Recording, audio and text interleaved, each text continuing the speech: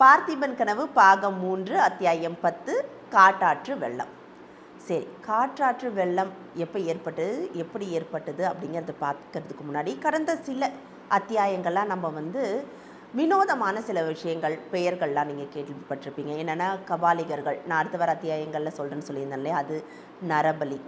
ஏன்னா கபாலிகர்கள் யார் அப்படின்னு பார்த்தீங்கன்னா, அதாவது நம்ம கொஞ்சம் 2-3 அத்தியாயங்களுக்கு முன்னாடி விக்ரமன் தாக்கப்பட்டான் இல்லையா, அதே சமயம் குந்தவி தேவி கிட்ட நம்மளுடைய மன்னர் கேட்டார் இல்லையா, நீ அவனோட முகத்தை பார்த்தியா, கலை பொருந்திய முகம், அந்த மாதிரி ஆளுங்களை கபாலிகர்களுக்கு பிடிக்கும்னு சொன்னா இல்லையா.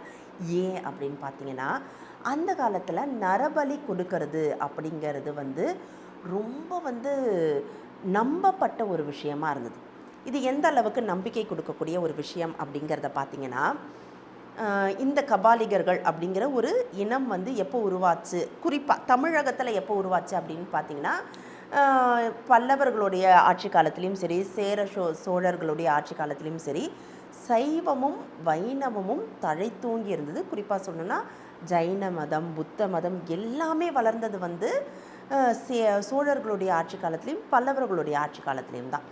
குறிப்பாக நம்மளுடைய மகேந்திரவர்மருடைய ஆட்சி காலத்தை எடுத்துக்கிட்டிங்கன்னா, அப்போ கோயில்கள் கட்டுறது, சிலைகளை வடிவமைக்கிறது அப்படிங்கிற மாதிரி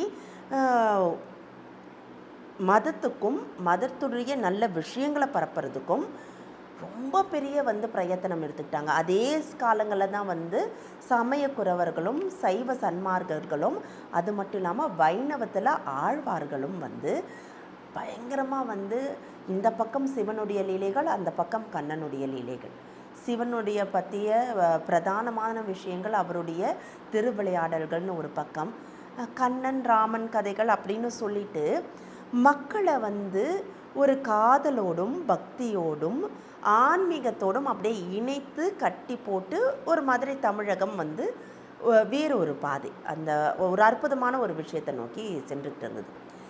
இதே சமயத்தில் தான் கபாலிகர்கள் அப்படிங்கிறவங்களும் உருவாக ஆரம்பித்தாங்க. இவங்க யார் அப்படின்னு பார்த்தீங்கன்னா, வேண்டியது கிடைக்கணும், எனக்கு கேட்டது கிடைக்கணும் அப்படின்னா நரபலி கொடுத்தா கிடைக்கும். அது என்ன நரபலினா, அந்த காலத்தில் ஒரு வழக்கம் இருந்தது. எப்படி தோற்றுவிக்கப்பட்டது இந்த வழக்கம் அப்படின்னு பார்த்தீங்கன்னா, தலைமகனை நரபலி கொடுக்கணும், நரபலி கொடுத்தா கேட்குறத காளி கொடுப்பா அப்படின்னு சொல்லிட்டு காளி தேவிக்கு இந்த நரபலியை சமர்ப்பணம் பண்ணுறது அப்படிங்கிற மாதிரியான வழக்கம் இருந்தது. பெரும்பாலும் இந்த நரபலி கொடுக்கக்கூடிய காளி தேவியோடைய கோயில் உக்கிரமான காளி, அதெல்லாம் உக்கிரமான காளியுடைய கோயில் எங்கே இருக்குன்னா, அடர்ந்த வனப்பகுதிக்குள்ளே யாருக்குமே தெரியாத இடத்துல, அந்த இடத்தை யாருமே அணுக முடியாது. கபாலிகர்களை தவிர வேறு யாருக்குமே அந்த இடம் தெரியாதுன்னு வச்சுக்கோங்களேன். அவங்க மட்டும் போகக்கூடிய பழக்கப்பட்ட ஒரு இடத்துல தான் இந்த மாதிரியான காளி கோயில்கள் இருக்கும். அங்கே தான் நரபலி கொடுப்பாங்க. கபாலிகர்களுக்கு தலைவன் ஒருத்தன் இருப்பான், அவனுடைய வழிகாட்டுதலில் இதெல்லாம் பரவிட்டு இருந்தது. எந்த அளவுக்கு இந்த நம்பிக்கை வேறு ஒன்று ஆரம்பிச்சுது அப்படின்னு பார்த்தீங்கன்னா, நான் போகிறேன், எனக்கு ஒரு வேண்டுதல் இருக்குது, அடுத்த ஜென்மத்தில் எனக்கு பிறவி பயன் கிடைக்கணும், நான் பெரிய ஆளாக இருக்கணும், ஏதோ செல்வங்கள் பெற்று நான் வாழணும், அடுத்த ஜென்மம் சிறப்பான ஜென்மமாக இருக்கணும், இந்த ஜென்மத்தில் அற்ப பிறவியாக பிறந்துட்டேன்னு நினைக்கிறவங்க யாராக இருந்தாலும் அங்கே காளி தேவி கிட்ட போயிட்டு சுய நினைவோடு தங்களுடைய கைகளையே வெட்டி அவளுக்கு பிரசாதமாக கொடுத்துருவாங்க. அந்த மாதிரி, அதாவது உயிரோடு இருக்கக்கூடிய ஒருத்தர் கையை வெட்டி அந்த மாதிரி காளி தேவிக்கிட்ட சமர்ப்பணம் பண்ணுறாங்கன்னா எவ்வளோ மன வலிமை இருக்கணும், எவ்வளோ கொடூரமானவங்களாக இருக்கணும். அந்த மாதிரியான ஒரு விஷயம் வளர ஆரம்பிச்சுது. இது முக்கியமாக தமிழகத்துக்குள்ளே எந்த சமயத்தில் தலை ஓங்க ஆரம்பிச்சுது அப்படின்னா, இந்த வாதாபியில் போர் நடந்தது இல்லையா, வாதாபி போருக்கு முன்னாடி அங்கேருந்து வந்த படையெடுப்பையும் இங்கே மறுபடியும் வாதாபிக்கு போனார் இல்லையா நம்மளுடைய நரசிம்மவர்மர், புலிகேசி இங்கே படையெடுத்து வந்தான் வாதாபிலேருந்து. அந்த சமயத்தில் அங்கேருந்து வந்தவங்க இந்த விஷயங்களை இங்கே கொண்டு சேர்த்துட்டாங்க. அதே சமயம் இங்கேருந்து புலிகேசியை வீழ்த்துறதுக்காக நம்மளுடைய நரசிம்மவர்மர் வாதாபி போனார் இல்லையா, அந்த சமயத்தில் இந்த கபாலிகர்கள் கொஞ்சம் செழித்து ஓங்க ஆரம்பிச்சிட்டாங்க. அதாவது அவங்களுடைய விஷயங்களை எல்லாத்தையும் பரப்ப ஆரம்பிச்சிட்டாங்க. அந்த காலத்தில் பெரிய பெரிய சமஸ்தானங்கள்லாம் என்ன பண்ணுவாங்கன்னா, ஒரு போர் ஆரம்பிக்கிறதுக்கு முன்னாடி நரபலி கொடுக்கறத வழக்கமாக வச்சுருந்தாங்க. அது நம்மளுடைய தேசத்தில் கிடையாது. வடக்கில் அந்த மாதிரியான விஷயங்கள்லாம் நிறைய நடந்திருக்கு. நரபலி கொடுக்கறதுக்கு மனமுகந்தே வருவாங்க. அதாவது என்ன பலியிடுறேன் அப்படின்னு சொல்லிட்டு காளிதேவி முன்னாடி பலியிட்டாக்க தன்னுடைய ராஜா வந்து ஜெயிச்சு இன்னும் வந்து பல ஆண்டுகள் பல தேசங்களை வந்து கைப்பற்றி வந்து பெரிய ஆட்சி புரிவார் அப்படிங்கிற ஒரு நம்பிக்கை இருந்தது. இதுக்காக அவங்க வந்து தானே வந்து முன் வந்து நரபலிக்கு தயாராக இருந்தவங்களாம் இருக்கிறாங்க. அப்படி இல்லாத காலகட்டத்தில் வந்து சில பேரை யாராவது அம்சம் பொருந்திருக்கணும், ராஜக்கலை அம்சம் பொருந்திருக்கக்கூடிய ஒருத்தனை பிடிச்சி நரபலி கொடுத்துருவாங்க. குறிப்பாக அவன் தலைச்ச மொழியாக இருக்கணும், இல்லை ஒரே பிள்ளையாக இருக்கணும். அந்த மாதிரியான நிறைய விஷயங்கள்லாம் நடந்துகிட்டு இருந்தது. இப்போ வந்து உங்களுக்கு சில விஷயங்கள் எல்லாத்தையும் தொடர்பு படுத்தி பார்க்க முடியுது இல்லையா? என்னென்னா, இப்போது திருடங்க இல்லை, யார் நம்மளுடைய அந்த குள்ளனோட வந்த இந்த 4 பேரோ திருடர்கள் இல்லை, நம்மளை விக்ரமனோடைய தாக்குனது. அவன் ராஜக்கலை பொருந்தி அவனுடைய முகம் இருக்கு இல்லையா, அதனால் அவனை நரபலி கொடுக்கறதுக்காக வந்த ஆட்களாக இருப்பாங்களோங்கிற சந்தேகத்தில் தான் நம்மளுடைய நரசிம்மவர்மர் வந்து குந்தவி பேசும்போது மூழ்கி இருந்தார். இப்போ புரியுதுங்களா இந்த இந்த தொடர்பு என்ன அப்படிங்கிறது? நரபலி அப்படிங்கிறது வந்து இது எப்படியாவது அழிச்சிடணும் அப்படிங்கிறது தான் வந்து நம்மளுடைய நரசிம்மவர்மருடைய மிகப்பெரிய ஒரு கவலையாக இருந்தது. இந்த ஒரு காரணத்துக்காக தான் ஒரு 2 வருடங்களாக இலங்கையில் இருந்த தன்னுடைய மகன் மகேந்திரனை இங்கே வர சொல்லி ஆட்சி பொறுப்பை கொடுத்துட்டு மாறு வேஷத்திலேயே இவர் சுற்றிக்கிட்டு இருக்கிறார். எப்படியாவது, அதாவது ஒருத்தனை அழிச்சிடலாம், இந்த மாதிரி மூல காரணம் கொண்டு யார் இருக்காங்களோ அதுக்கான தலைவன் அவனே வேறறுத்தா மட்டும்தான் இந்த பிரச்சனையிலேருந்து மீள முடியும், மக்கள் திசை திரும்பாமல் இருப்பாங்க. நரபலிங்கிறதுலாம் நல்ல விஷயமே கிடையாது இல்லையா? இன்னொன்று வந்து அவங்க யாரை வேணால் உயிர் பலி கொடுப்பாங்க, தண்ணியே கூட உயிர் பலியாக கொடுத்துக்குவாங்க. இப்போ அவங்கள கூப்பிட்டு வந்து கொடூரமான தண்டனைகளோ இல்லை ரொம்ப கொடுமையான தண்டனைகளோ கொடுத்தா பிரயோஜனம் இல்லை. ஏன்னா அவனே சாகிறதுக்கு தயாராக இருக்கான். அடுத்த ஜென்மத்தில் நடக்கிற ஏதோ நல்லதுக்காக நடக்குமா தெரியாது, ஆனால் அதுக்கே வந்து அவன் தயாராக இருக்கான். தன்னை தானே பலி கொடுத்துக்கிறதுக்கு, கையை வெட்டிக்கிறதுக்கு, காலை வெட்டிக்கிறதுக்குன்னு அவனே தயாராக இருக்கான். அப்படின்னும் போது கழுத்தையே வெட்டிக்கிறான். அவனை கூப்பிட்டு வந்து அதிகபட்சமான தண்டனை கொடுத்தும் பிரயோஜனம் இல்லை, ஏன்னா அதுக்கு அவனே தயாராக இருக்கான். அப்போ இது வேற இருக்கணும் அப்படின்னா அவன் இந்த தலைவனை கண்டுபிடிச்சி மொத்தமாக இதை அழிக்கணும் அப்படிங்கிறதுக்காக தான் நம்மளுடைய நரசிம்மவர்மர் என்ன பண்ணுறாரு, மாறு வேஷத்தில் உறையூர், காஞ்சிபுரம், மாமல்லபுரம் அப்படின்னு சுற்றிக்கிட்டே இருக்கிறாரு. அந்த மாதிரி சமயத்தில் தான் அந்த மாதிரி ஆட்கள் கிட்ட விக்ரமன் வந்து மாட்டினான். அவனை எப்படியோ காப்பாற்றிட்டார். இது விக்ரமனுக்கு தெரியாது. அவன் என்ன நினச்சிட்ருக்கான், திருடர்கள்கிட்ட தான் மாட்டிக்கிட்டோம், அவன்கிட்ட இருக்கக்கூடிய அந்த நவரத்னங்கள், அந்த விலை மதிக்க முடியாத கற்களுக்காக தான் வந்து திருடர்கள் வந்தாங்கங்கிறது தான் இப்போ வரைக்கும் விக்ரமன் நினச்சிட்டு இருப்பான். அவனுக்கு இந்த கபாலிகர்களை பற்றி தெரியாது. ஆனால் வந்து குந்தவி தேவி கிட்ட சொல்லும்போது கொஞ்சம் அப்படியே இலைமறைவு காய்மறைவாக வந்து யார் சொல்லிட்டாரு, நம்மளுடைய பல்லவ சக்கரவர்த்தி சொல்லிட்டாரு. இருந்தாலும் இவ்வளோ கொடூரமான விஷயங்கள் நடக்குதா இல்லையா அப்படிங்கிறது குந்தவிக்கு தெரியாது. இன்னொன்று அப்பாவுடைய ஆட்சி காலத்தில் இதெல்லாம் சரி செய்யப்பட்டணுங்கிற நம்பிக்கையும் அவளுக்கு இருந்தது. ஆனால் இதே நரபலி சம்மந்தப்பட்ட இன்னும் சில விஷயங்கள் நம்மளுடைய அடுத்தடுத்து இருக்கக்கூடிய அத்தியாயங்களை வரப்போகுது. அதுக்கு முன்னாடி இந்த நரபலின்னா என்னங்கிறத நம்ம இப்போ தெரிஞ்சுக்கிட்டோமா, கபாலிகர்கள்னால் யாருன்னு தெரிஞ்சுக்கிட்டோமா, அடுத்து இவங்களும் ஒரு முக்கிய ஒரு கதாபாத்திரத்தில் உள்ளே வரப்போகிறாங்க நம்மளுடைய கதையில். அதுக்கு முன்னாடி நம்மளுடைய டாபிக் என்ன இன்றைக்கி, காற்றாற்று வெள்ளம். அது என்னங்கிறத நம்ம பார்க்கலாம் வாங்க.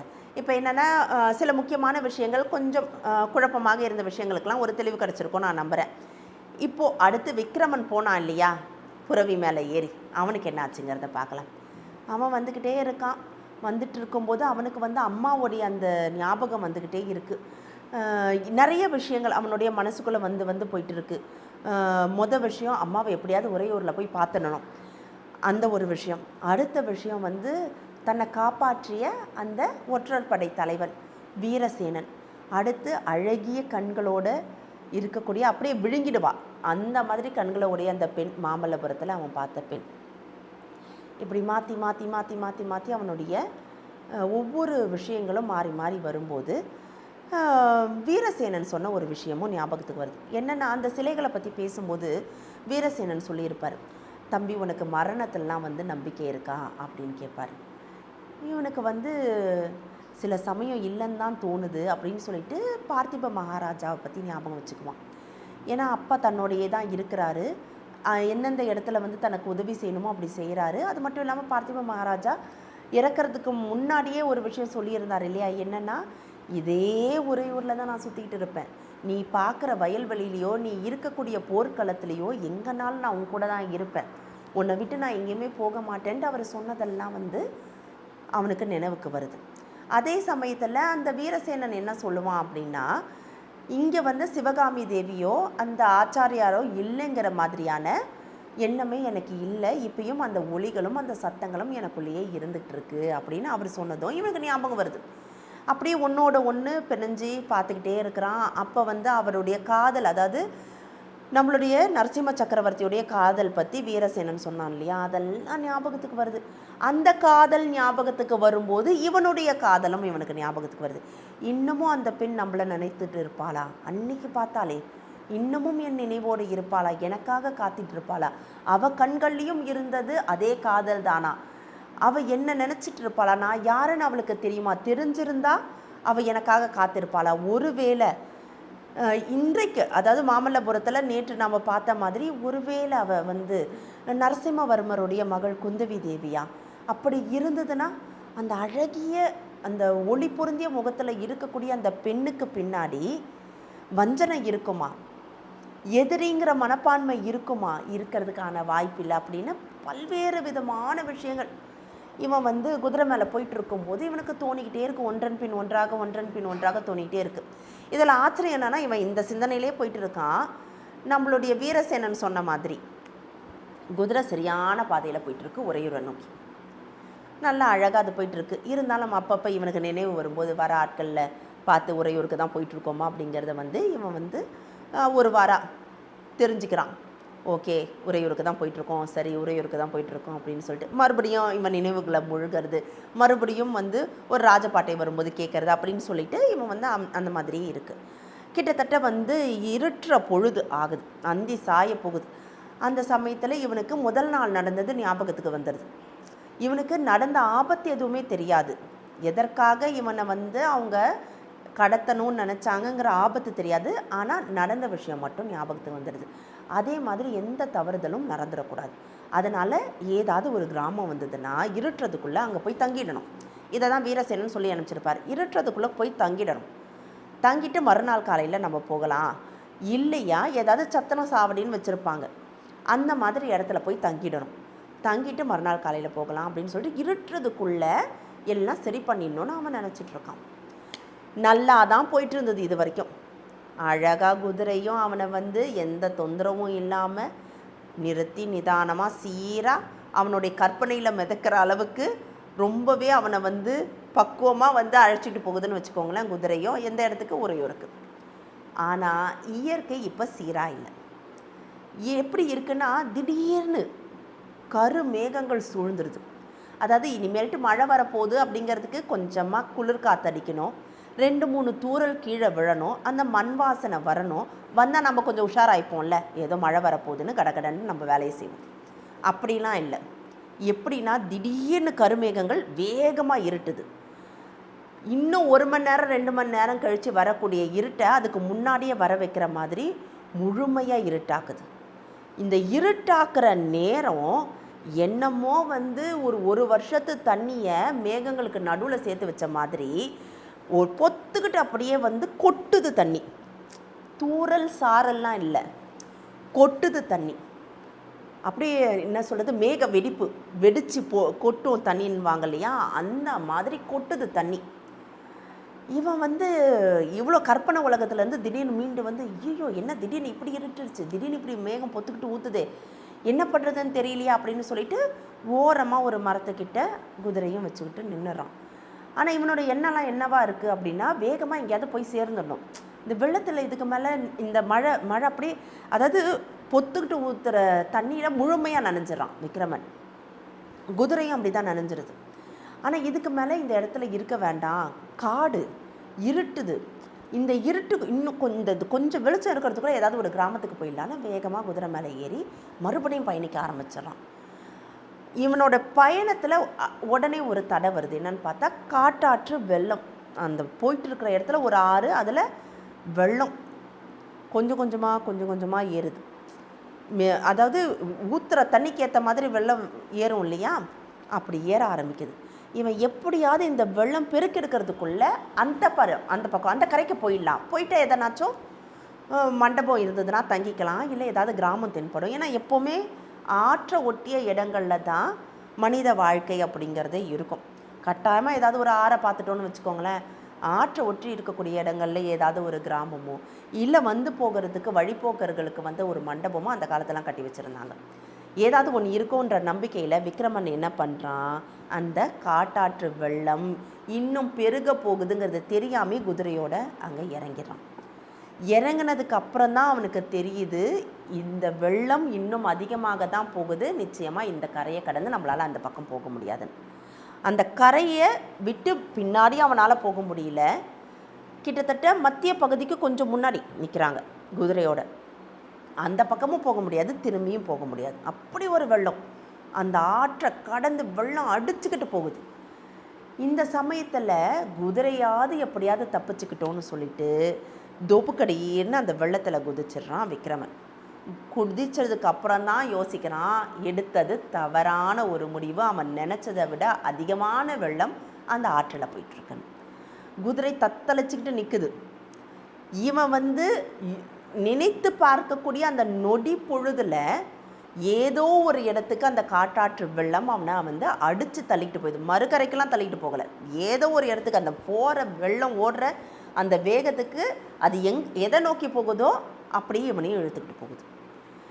இவனுக்கா இவ்வளவு நேரம் அழகான கற்பனைகள் இருந்தான், இப்போது ஐயையோ அப்பாவுக்கு கொடுத்த சத்தியம் என்ன ஆகுது, பார்த்திப மகாராஜா கண்ட கனவு பலிக்காமல் போயிடும் போல இருக்கே, அப்பாவுக்கு கொடுத்த சத்தியத்தை காப்பாற்ற முடியாமல் போச்சு, அப்பாவாவது போர்க்களத்தில் வீரனாக இறந்தார், நான் அற்பமாக இந்த காட்டாற்று வெள்ளத்தில் இறந்து போயிடுவேனோ, நான் இறந்ததே தெரியாமல் போயிடுமோ, ஐயோ எவ்வளோ ஆசையாக இதுக்கா நான் ஓடி வந்து அம்மாவை பார்க்கணும், கடல் கடந்து வந்தனே அம்மாவை பார்க்கணுன்னு அந்த ஆசை நிறைவேறாமல் போயிடும் போல இருக்கே, அம்மா நான் ஒரு ராஜ்யத்தை நிறுவிட்டேன் அப்படின்னு சொல்கிறதுக்கு முடியாமல் போயிடும் போல இருக்கே அப்படின்னு சொல்லிட்டு அந்த வெள்ளத்தில் தத்தளிச்சுக்கிட்டு பல்வேறு விதமாக யோசிச்சுட்டு இருக்கான்.